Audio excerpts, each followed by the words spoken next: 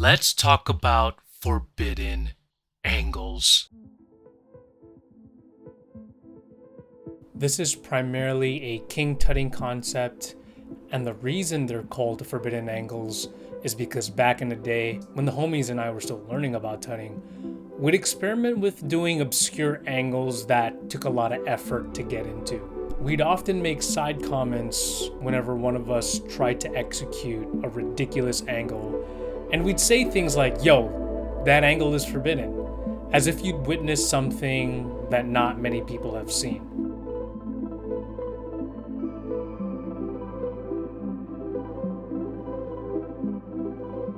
The bottom line is, the more unique the form, or the more effort you put into it, the more forbidden.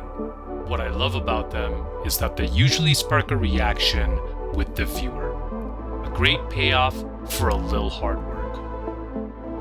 It's a movement that immediately transforms your show into something that is advanced. These are angles that challenge you. They are not angles you typically see every day, and it is advisable you stretch prior to prevent any uncomfortableness or injuries. Prepare yourself as we're going to learn 5 new ones. So the first one is probably the most common one that I use, and the one that I've probably built upon the most.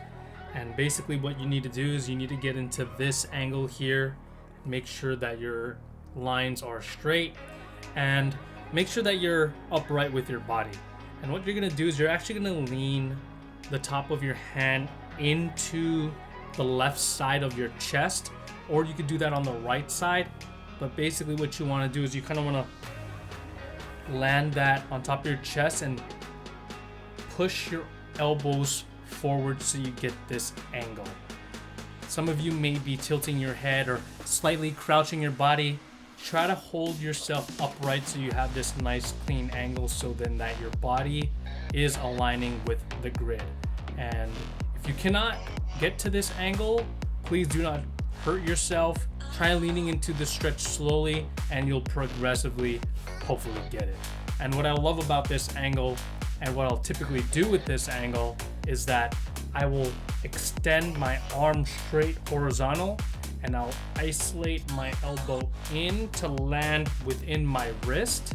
And what I'll do is I'll go all the way through and I will test that range of motion. You're gonna feel this in your pec here.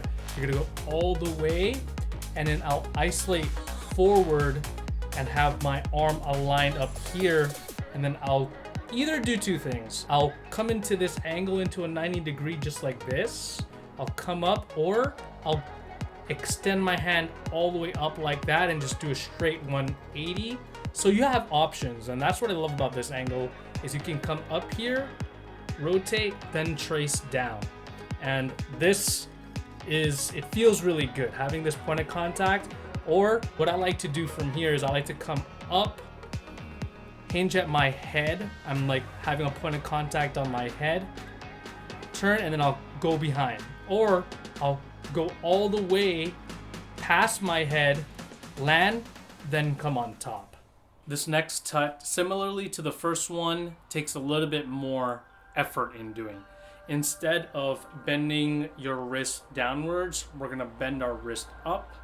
And it's the same thing. You're gonna have your palm on your chest and you're going to kind of flex that all the way forward so you have this angle. It is important to try and keep your tricep and, well, from your shoulder to your elbow as straight as possible while maintaining a nice line. Obviously you can see that my line not the greatest, and that's why I don't do it as often, but this is the angle, and you kind of want to have your wrist to your pointer as straight as possible.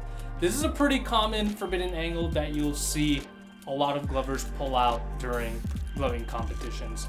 But what's crazy is that there's this hole here that you can utilize as a pass through, and same thing, you're gonna take your hand, and I like to go from all the way back here, then push my hand all the way through, then flex my arm straight.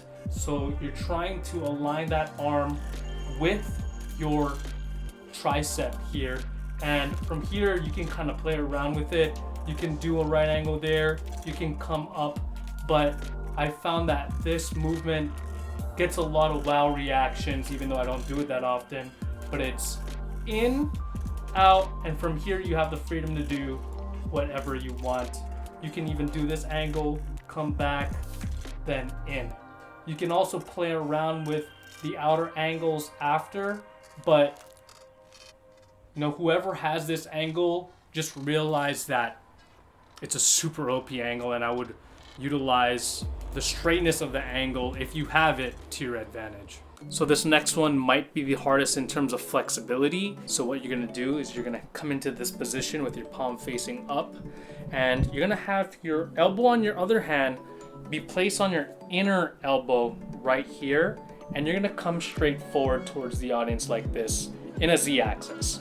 Now the goal is to come up and land your palms on top of each other, and this is a really hard one, guys. If you are not able to do this, this is perfectly fine, but I know that there are probably someone out there that can have that palm connection there. Come from this angle, you're gonna go in, forward, up, twist, and then land, right?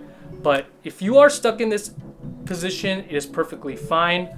What you can actually do to kind of just add on to this is you can go up, or well, you can do this angle where you have just like that, and then utilize your fingers.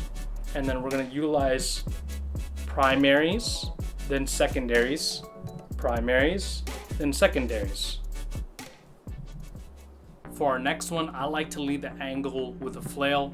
So I'll flail, I'll have my wrist connected, I'll go to this flail, and what I'll do is I'll land up here. And what this is my elbow is upwards, straight Y-axis, and then I have my arm in the Z-axis with my palm facing up. And so when I land into this angle, I'll actually land with my right hand on top, and I'll create this box. So you might have to do a little bit of stretching with your lats or around your hips, because you're gonna have to really bend into this angle. And what I'll do is I'll flail, land, I'll trace up, and what I'll do is I'll incorporate some finger tutting. So I'll do this form, and then I'll trace out, trace down, out, in, boom, boom, boom, boom. And then I'll break away, just like that. So one more time.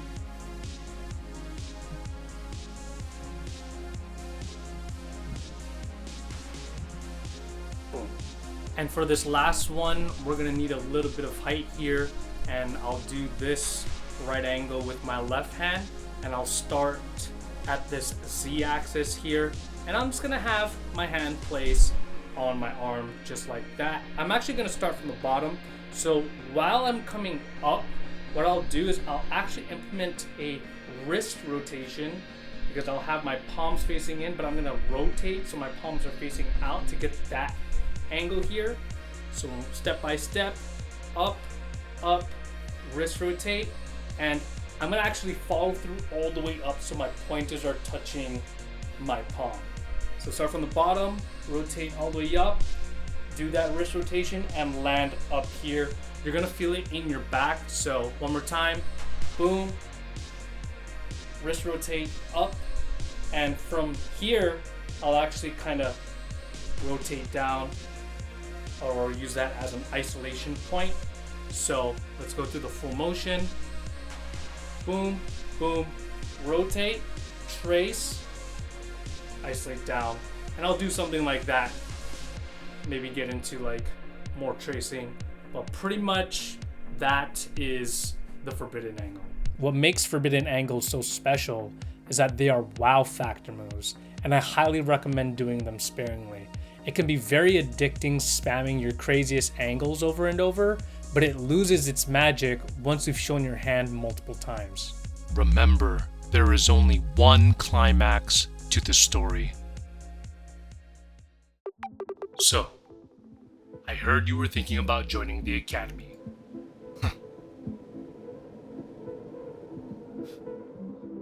Look, I've been gloving for more than 12 years.